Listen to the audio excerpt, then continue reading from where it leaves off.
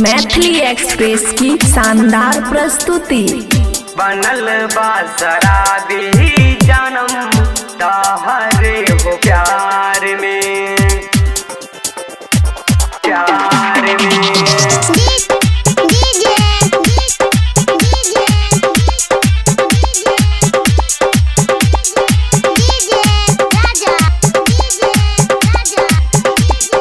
खुशी recording studio बलुआहा।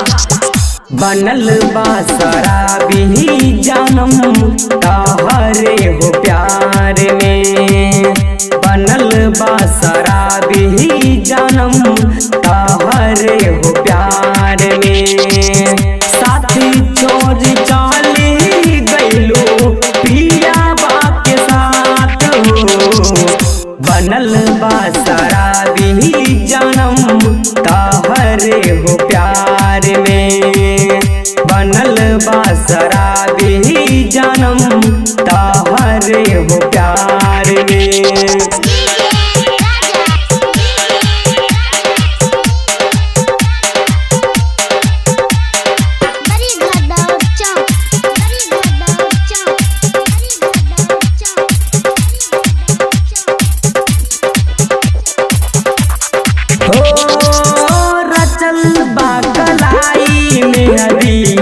पिया बा के नाम हो, याद नहीं कैलू तू प्यार हो।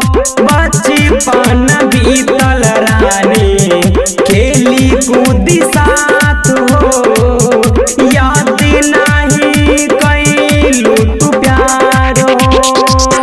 कैसे के सही सितम तोहरा भी नयार हो, बनल बा शराबी स्वीटी तहरे हो प्यार में, बनल बा शराबी सपना तहरे हो प्यार में। बनल बा शराबी जानम तहरे हो प्यार में, प्यार में।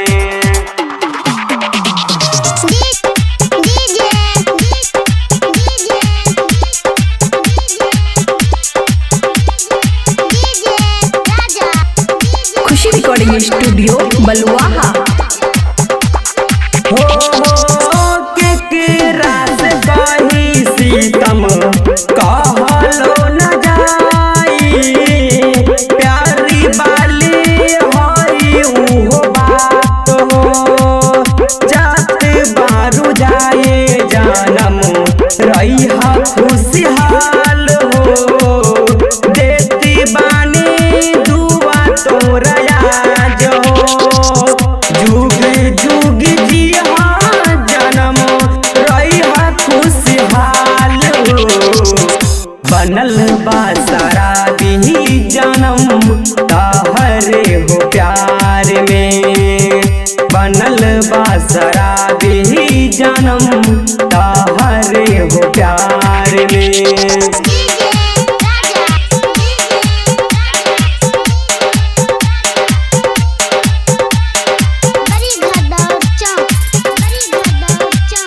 खुशी रिकॉर्डिंग स्टूडियो बलुआहा। तहरे हो प्यार में।